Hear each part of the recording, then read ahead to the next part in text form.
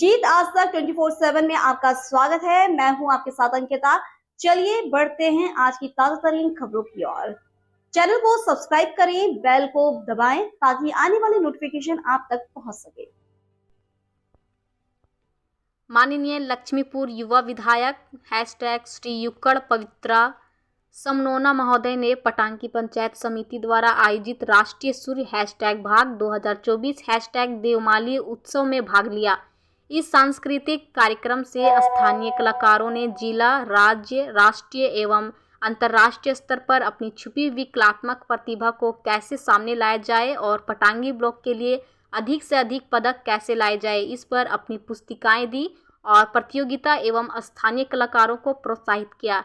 इस कार्यक्रम में कोरापुट जिला परिषद अध्यक्ष, कोरापुट जिला कलेक्टर और उप जिला कलेक्टर, कोरापुट जिला परिषद के मुख्य विकास अधिकारी, पटांगी विधायक और कांग्रेस विधायक पार्टी नेता, बीडीआई और तहसीलदार पटांगी सहित सभी कोरापुट जिले के पूर्व सांसद और विधायक उपस्थित थे।